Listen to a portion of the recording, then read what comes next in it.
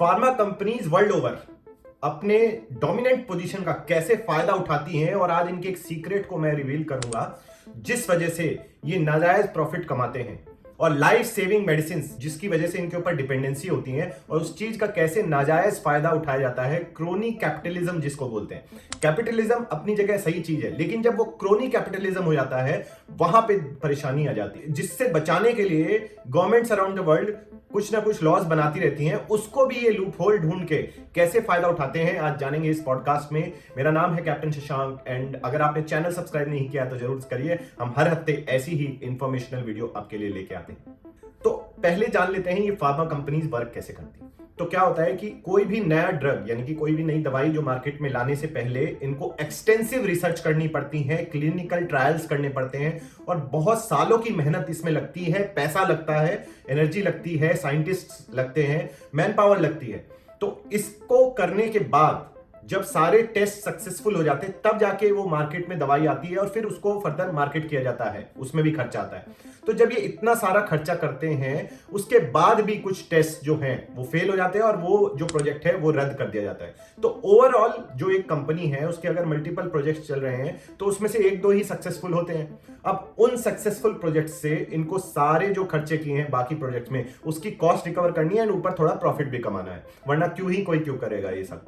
तो इसको सेफगार्ड करने के लिए गवर्नमेंट्स अराउंड द वर्ल्ड इनको एक पेटेंट प्रोटेक्शन देती है। पेटेंट प्रोटेक्शन से क्या मतलब है? बेसिकली ये अपनी जो साइंटिफिक रिसर्च इन्होंने करी, ट्रायल किए, और जब अप्रूव हो जाती है तो उसका इनको एक पेटेंट इश्यू किया जाता है कि भाई ये मॉलिक्यूल इस कंपनी ने बनाया है, और अगले 20 सालों तक कोई और दूसरी कंपनी इस फॉर्मुलेशन का यूज करके इसको नहीं मार्केट कर सकती, इसको नहीं बेच सकती, जितने भी लोग इसको खरीदना चाहते हैं। तो एक्सक्लूसिव एक मोनोपोली आ जाती है उस कंपनी के पास जिसने उस पेटेंट को दाखिल किया है और जिसको ग्रांट किया गया है वो patent.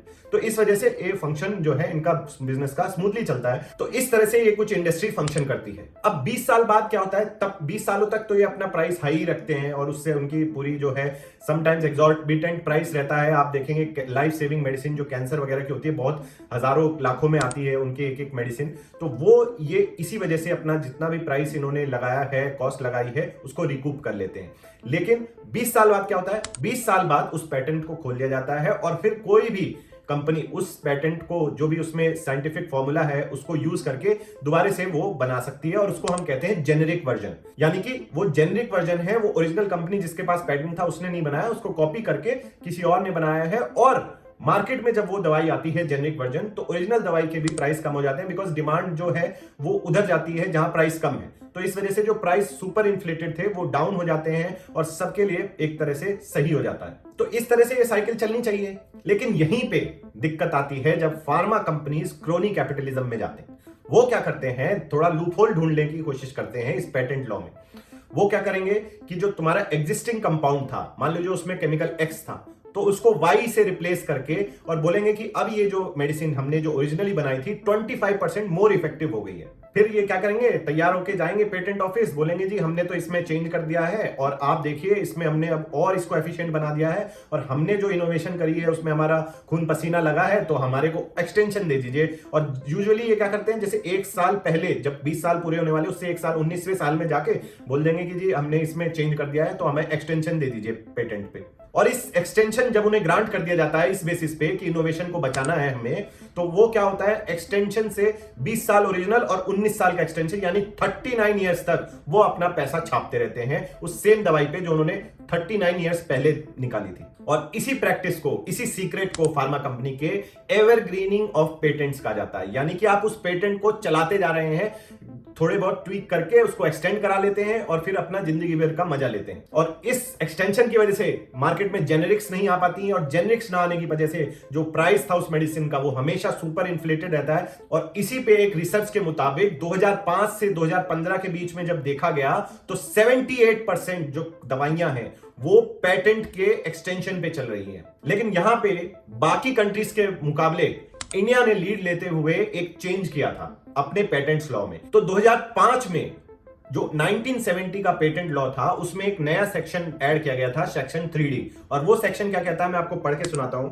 Mayor discovery of a new form of known substance which does not result in the enhancement of the known efficacy of that substance or the mere discovery of any new property or new use for a known substance or of a mere use of known processes, machine or apparatus, unless such known process results in a new product or employs at least a new reactant, cannot be given patent protection. तो Indian government ने बोला कि ये हम समझते हैं तुम्हारी evergreening की स्कीम और इसके खिलाफ हम ये लॉ में इंसर्ट कर दिया।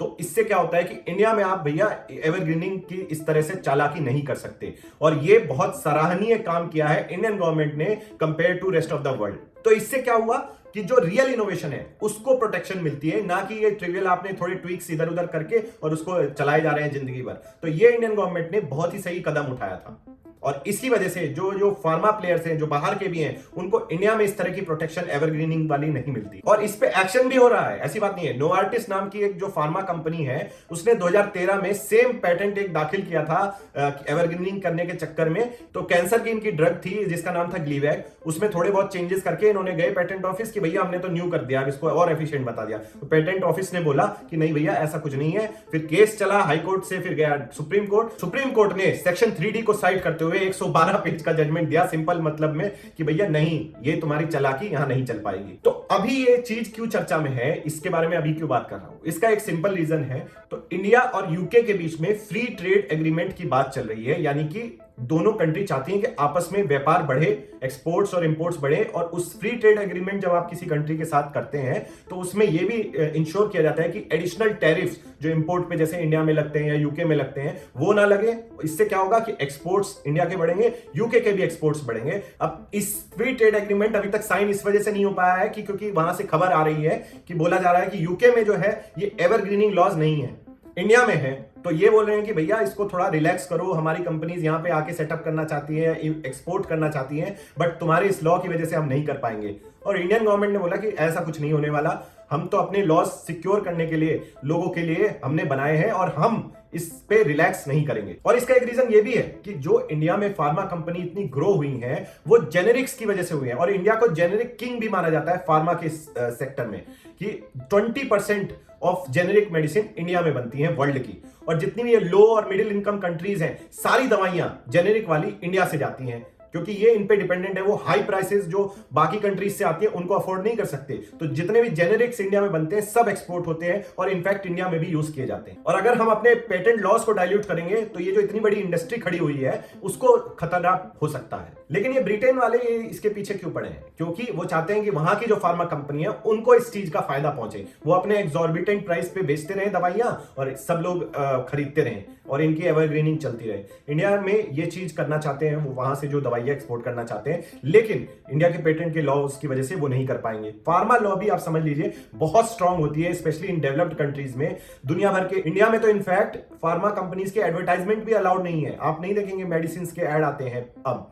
लेकिन यूके, यूएस वगैरह डेवलप्ड कंट्री में सबसे बड़े एड स्पेंडर ये फार्मा कंपनी होते हैं, इतना पैसा कमाते हैं, तो इसके लिए इनको उसी तरह से इनके जो लॉज है ये वहां पे लॉबी करते हैं। और ब्रिटेन को ये समझ में नहीं आ रहा है कि जो उनका NHS यानी कि नेशनल हेल्थ स्कीम है, जिसकी वजह से वहां के लोग इंश्योर्ड रहते हैं और इनका इलाज होता है, सरकारी स्कीम है, उसमें भी मैक्सिमम दवाई जो है ये इंडिया की जेनेरिक वाली ही दी जाती है। अगर इस लॉ को हमारे को रिलैक्स करने कहते हैं तो अपने ही पैरों पर कुल्हाड़ी मार रहे हैं, क्योंकि जो NHS का खर्चा बढ़ेगा तो इनका सरकार वैसे ही ट्रबल में चल रही है, इकोनॉमी स्टेबल नहीं है, और अगर जेनरिक दवाई इंडिया से इंपोर्ट नहीं करेंगे तो इनको ही परेशानी होने वाली है। तो इस पे अभी विचार चल रहा है, फाइनल कुछ नहीं हुआ है, लेकिन ये फार्मा इंडस्ट्री का सीक्रेट आपके हाथ आज मैंने शेयर किया। आप क्या सोचते हैं इसके बारे में जरूर कमेंट करके बताएं।